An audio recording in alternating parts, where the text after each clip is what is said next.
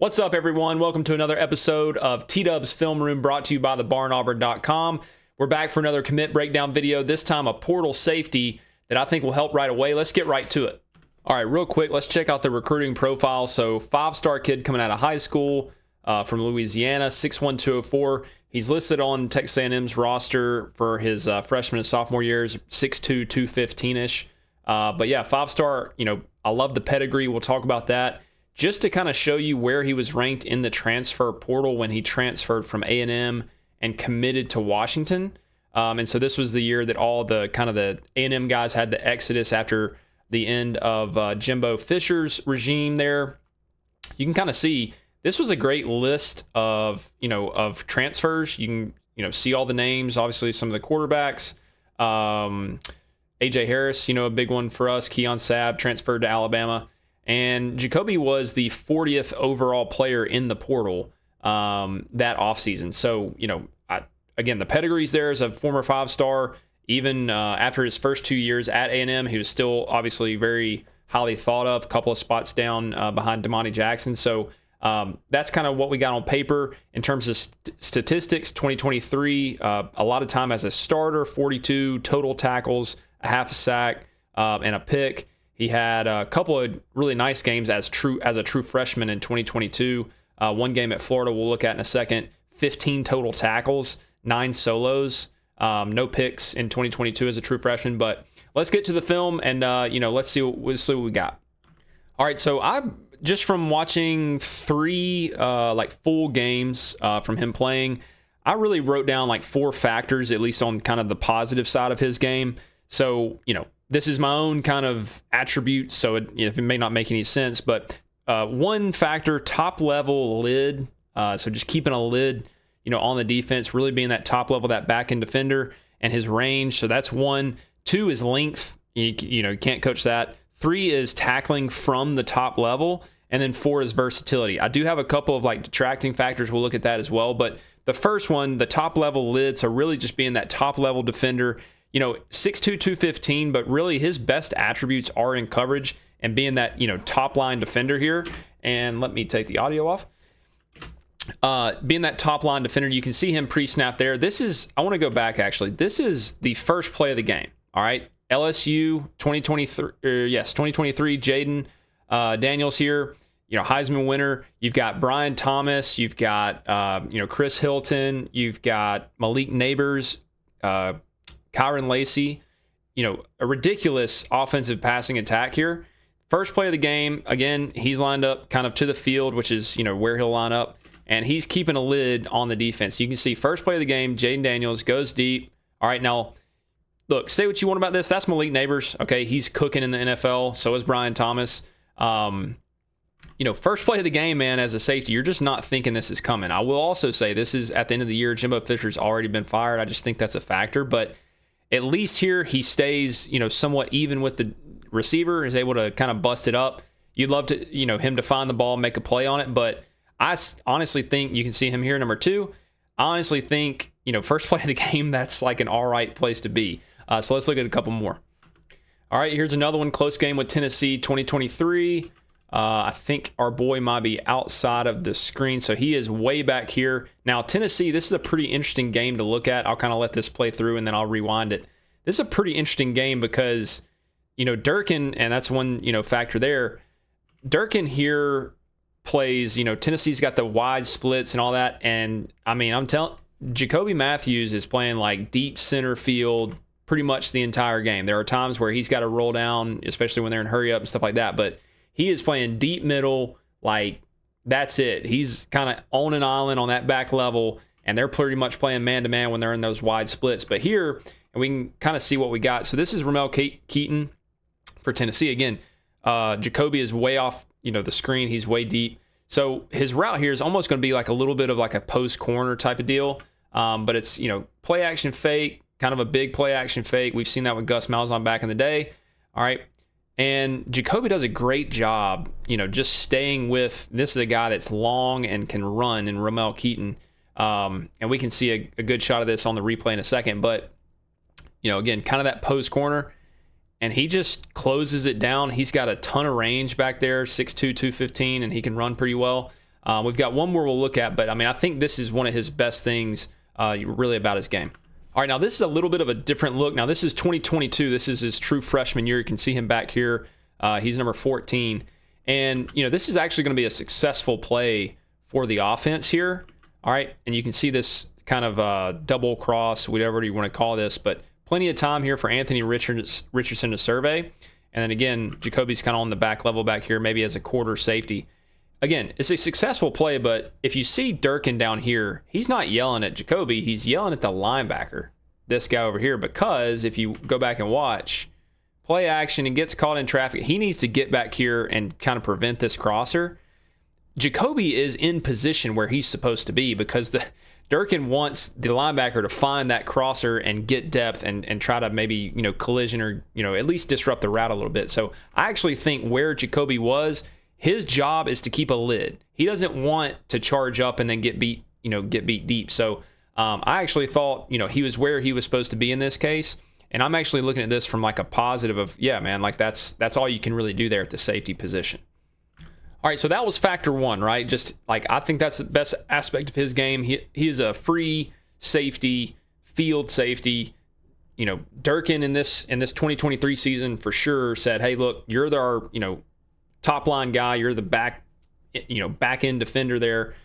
Keep him from scoring a touchdown. This other factor here is I have his length. Okay, he's 6'2", 215. Again, that Florida game is true freshman year. Here we are in the red zone, 2nd and goal. This is number 14. A lot of times, if you see two guys over one, you're thinking he's blitzing, right? And I do think that's the case. But what we'll see, I guess that's not the case, but what we'll see is he passed him off. That's a great play, all right? Preventing a touchdown as a true freshman, all right? And we'll see, it looked like a good play, but even the replay shows it a little better, all right? He's able to kind of play the receiver and get flat and then, long arms and all that kind of stuff. I think that really helps, especially in the red zone too. I think that's a really good look. But his length, you just can't coach. And as a safety, as a prototype, you love to see that. All right, here's another play where his length comes into play, and I kind of didn't even realize that it worked out this way, but another red zone look again. You just think about it, the red zone, everything condenses. The longer you are, the longer you can just, reach your hands out and cause disruption and shrink that space in the red zone. It's going to help, especially as a pass defender. But we've got basically man coverage here, and we'll watch this thing play out, and then I'll rewind it. All right, we kind of get cooked inside, but that's where our help is. All right, so the reason I kind of think that it's length that's helping us in this case, we know our help's in the middle, okay? You can even see like his initial footwork is, my first step is outside step, and then we're going to try to push him in, all right, to our help on the inside. He's beat, but he's so long that he's still, even if this guy doesn't pick it off, unless it's just an absolute perfect backline throw, I mean, it would have to be a perfect throw, even without this help defender, I think he's got a pretty good chance of disrupting this ball. So, again, that's the second factor is length, and I think that's going to help him out a lot. All right, the third factor that kind of caught my eye after watching a few, full games is his tackling from the top level. Now, we'll talk about some other places on the field that I don't think he's as comfortable. But from that top level, and you can see him here again, true freshman number 14, and we'll play this thing out, all right? You are the last line of defense, man. And look at, I know it doesn't jump off the screen when you're watching it from this angle as we do consume, football from this angle. But, okay, wide open at this point. He is the last line of defense. This is not where you want to be as a safety, okay? And now you've got to close this thing down. You're 15 yards away. You've got to close this thing down. Luckily, you do have at least a little help here. You got to buzz your feet, keep your feet hot, break down, and you got to find a way to get him on the ground. He's pretty good at that. Now, we'll look at a couple of things in a second where I don't think he's as comfortable, like I said, but coming up and tackling from the last level, I think he's actually pretty good at. All right, here's another example. I believe this is him right here. It's a hurry up here. And so, yeah, so here he is, again, way back there, right? And we said that with the wide splits, pretty much they're going like man-to-man on these guys, and he's it. But you can see a really good run here. That's Jalen Wright, really good back. And, at the end of the day, he kind of slips, right? But he closes this thing down. Again, a little bit of hand there, but it's one-on-one at this point, all right? And he's breaking down, and you can just tell by, and that's where I think the pedigree comes into play. You can tell he's putting force in the ground through his right foot. He knows where the back is trying to go.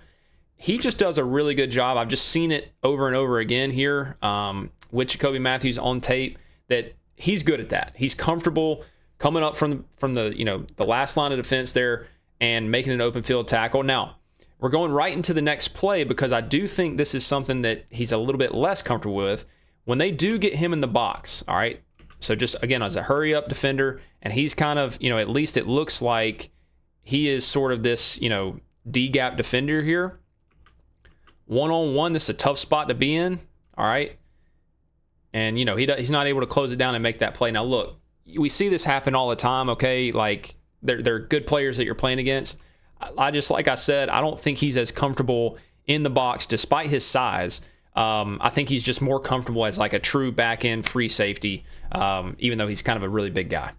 All right, the last attribute of the 4 here is versatility. Now, I don't see this a lot, all right, but this is a third down package, kind of a third and long package. And honestly, if you've seen some of my other videos looking at like the Why We Lost series, we've looked at some of the defensive packages that Durkin can scheme up, especially on like third, medium, third, and long. And we've seen this exact look before.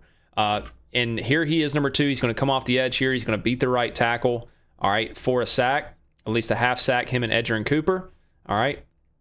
Love Edgerrin Cooper, by the way, man. What a really good player. But, we saw Caleb Harris do this a lot last year, all right. So, Durkin will deploy these guys on, edge pressures and different pressures in certain situations. And, Jacoby Matthews coming in, I think, obviously his familiarity with Durkin and the scheme is going to be huge. So I think he's a guy that can provide, some pass rush ability there as well. All right, couple of nitpicky things here. Just, again, from watching a lot of plays, here's Jacoby here. And, again, this is true freshman year. Also, this is Anthony Richardson, who's like 240 pounds and runs a freaking 4.4, okay? I've just seen it's not quite, like sometimes there's a little bit of like, hey, I'm going to pass this thing up just a little bit. I mean, Jacoby could probably absolutely tear me apart. He's huge. I'm sure he's, physical enough as a football player. But I've just seen a little bit of this where it's like, some of these really nasty football players, they're putting their head in there no matter what. Again, that's a tough angle. It's, honestly, there's nobody that's really going to go here to here and stop him at that point. So I get it. But I've just seen a little bit of that on tape where, I don't think this is going to be like your head busting, like even like some of the stuff that Caleb Harris was able to do last year for us. I don't think that's really going to be the style of play with Jacoby Matthews, but I think his coverage skills are pretty good. All right, lastly here, just again, an example from his true freshman year, I get it, but some things I've seen a couple of times here needs more like urgency and a little bit more skill, maybe strength, whatever's combined, and just getting off a block, especially on like perimeter screens and stuff like that. I've seen him get a little bit eaten up on some of that kind of stuff. So, the physicality, always bringing the physicality, being able to shed blocks and make plays, that kind of stuff. And a little bit of that, I think, just kind of comes from being hungry too. But a couple of things that I've seen that, if he can work on, I think it would help a lot. All right, so overall, I'm really pleased with this addition. Obviously, it came out of nowhere. I think, firstly, the familiarity with Durkin and his scheme. I also just think look, man, if Durkin has coached you before and he wants you back on his team, I think Durkin has kind of earned that, trust where it's like, hey, man, look, if he likes you and he wants you to be, that same role where you got to be trusted on the back end to keep the lid on the offense. I'm trusting Durkin there, right? I highly doubt that we're in a situation where it's like, hey, come in and start for sure. Obviously, what I do think he's going to help us with is we lost a guy in Jaron Thompson last year that had a lot of experience, and I think he really helped us as a vocal leader on the field. And even with the, just being freshman and sophomore seasons that I watched some of the full games, very vocal, telling people what to do, helping people with alignment and assignment and stuff like that. So I think his familiarity with the scheme, Durkin likes him enough to bring him back in. Pedigree is huge for me. If you're a 5-star at some point, that matters. There's pedigree there. His length, you can't coach. And I think he's really good on the back end in terms of his range and pass defending ability. So I think we'll use him where he's good, and we'll try to limit, some of the things that, he's not as good at. Maybe straight man-to-man coverage, being that box defender, physical defender. I don't think those are his best attributes, but really like the pickup. I assume, he'll compete with, that kind of that free safety spot. Maybe that's Sylvester Smith, New Boy Fagans. Obviously, you would assume Caleb Harris has one of those locked down, which is more that like strong or boundary safety. So by all means, add more talent to the mix and see, let the best man win. So really nice pickup here before, we get into fall camp, and excited about it. So thank you guys for watching. We've got, some more of these coming out pretty soon. So keep it locked on thebarnauburn.com, and I'll see you next time.